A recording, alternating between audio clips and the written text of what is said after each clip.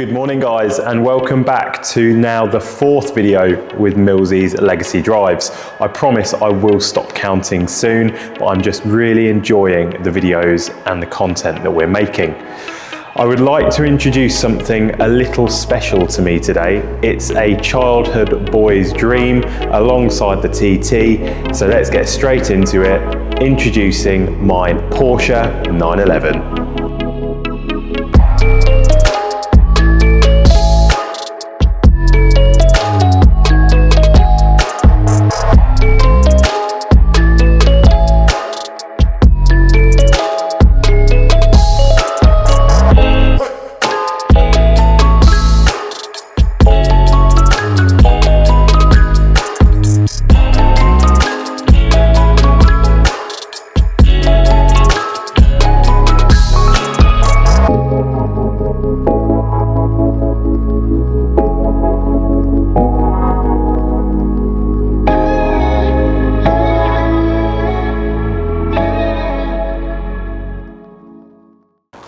Yes, at the ripe age of 25 years old, I bought myself a Porsche 911 Carrera S.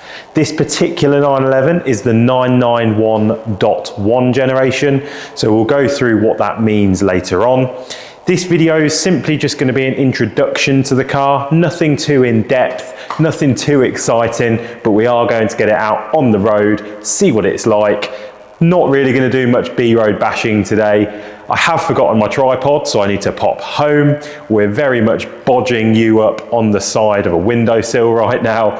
But yeah, we'll get the car out, see what you think, and introduce you to my 911.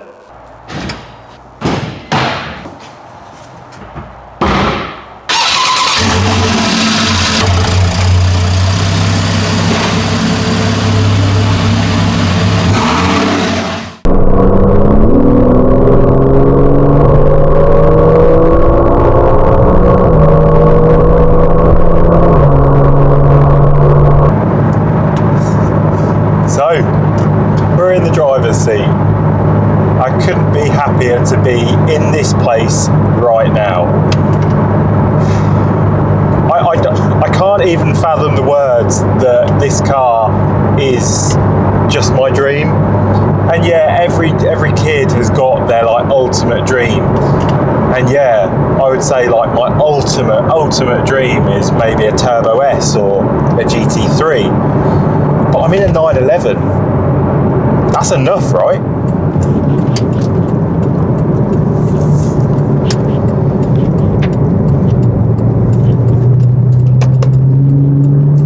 So I threw loads of words and numbers at you earlier, which were Carrera S, 991.1, 911, and Porsche.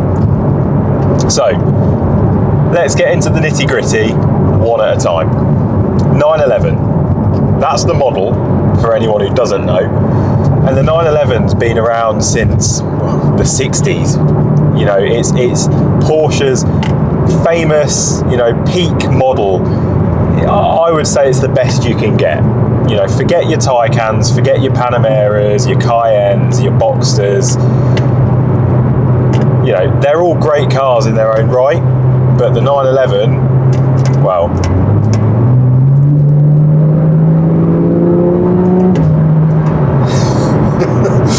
this is the one.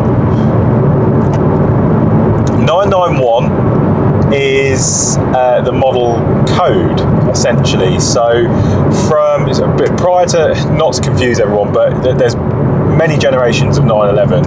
I would say the most recent ones, you've got 996, early 2000s, 997, mid 2000s, and then you move into like the early 2010s, which was kind of where we went from 997 to 991. This is the 991 and this is the .1. So this is the first generation of the 991. It's got the 3.8 naturally aspirated boxer 6-cylinder engine, producing 400 brake horsepower. A bit of an uplift from the TT's 250. So yeah, it's got the power, it's got the right badge, it's the right model.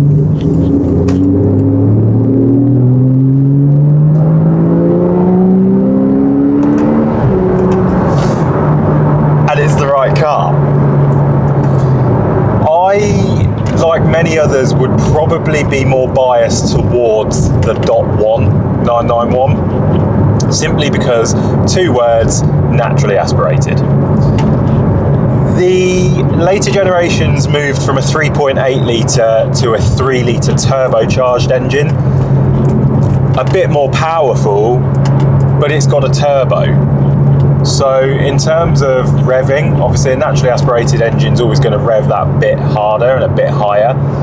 But not only that, it's reliability. I'm not slating Porsche at all.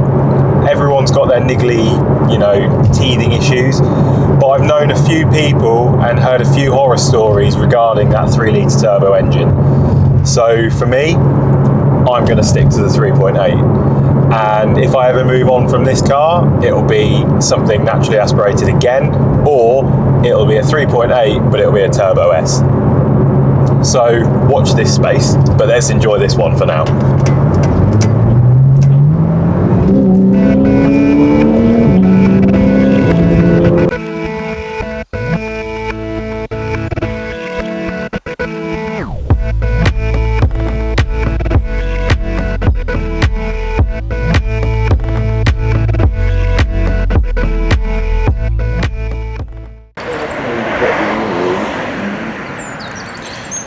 So then, we've stopped for a little break just so I can take you through some bits and pieces on my 911.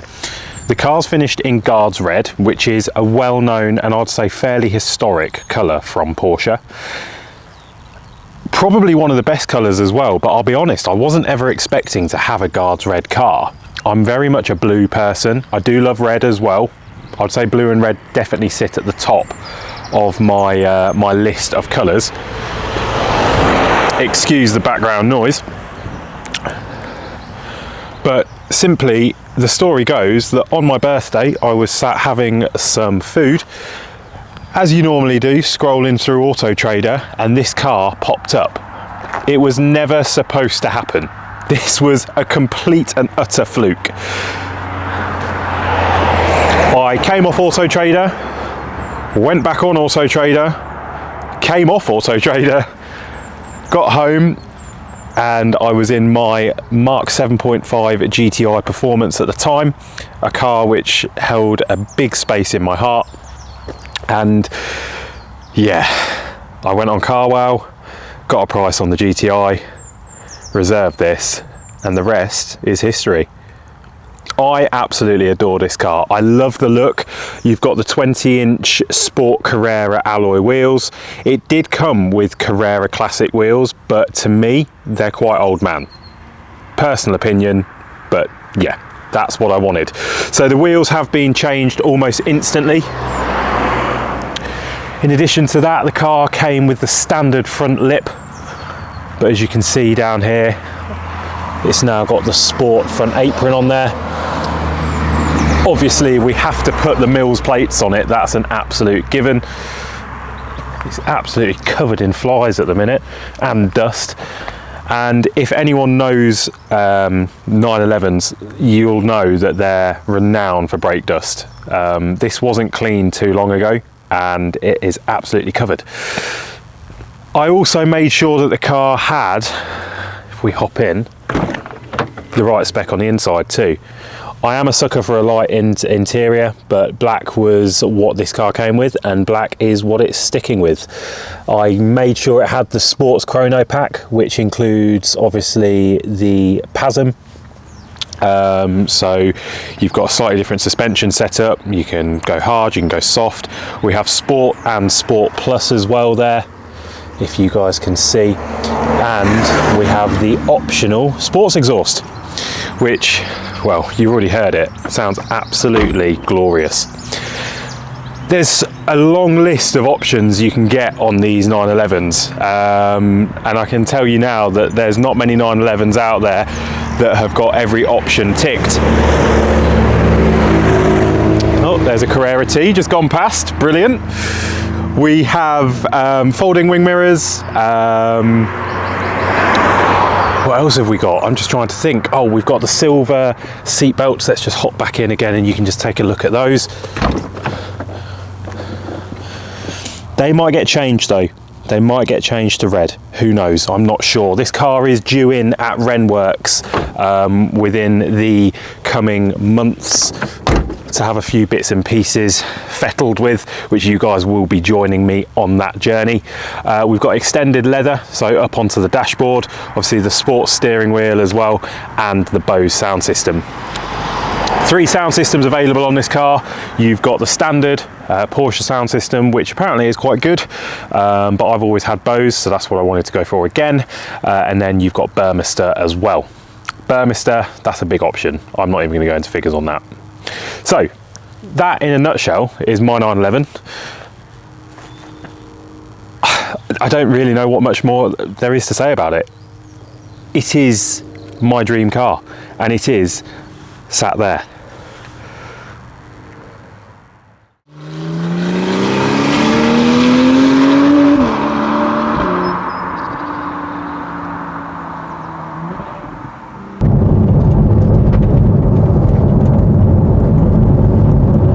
I think one point to talk about now on the car as well is the steering.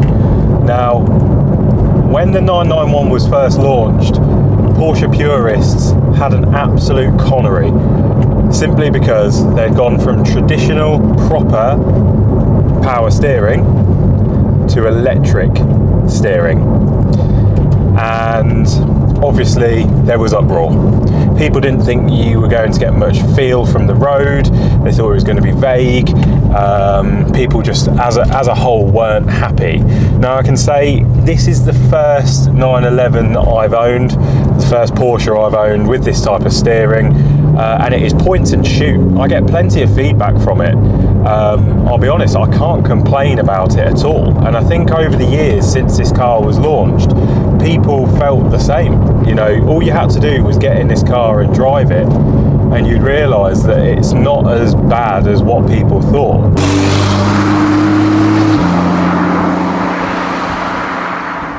You know, this works, and in comparison to its predecessor, the 997, it's a bit longer, but it is one 911 within the lineup over the years that actually got lighter in comparison to its predecessor. Normally they get heavier, and as we go on over the years to the 991.2s and the 992s, yes, we start gaining weight again. But this, oh, this is just an animal.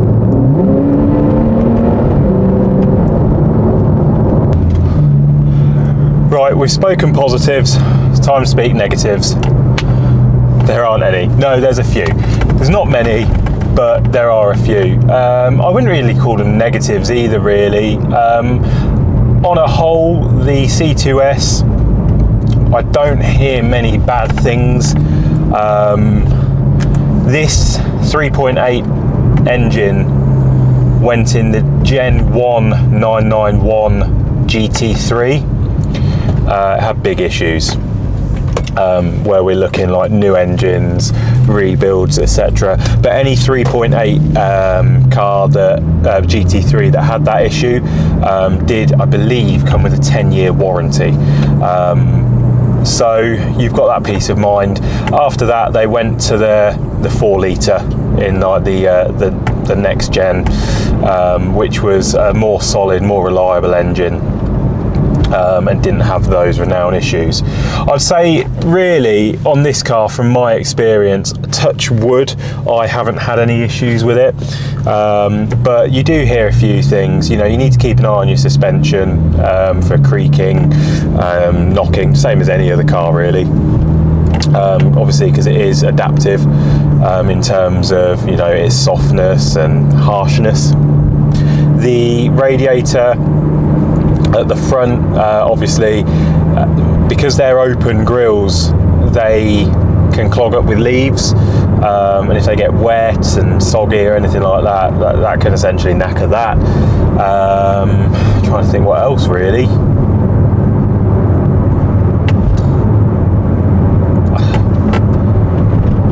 I mean, there's not really much, but I don't really care to speak about it either, to be honest, because this is a positive experience. This is a 911.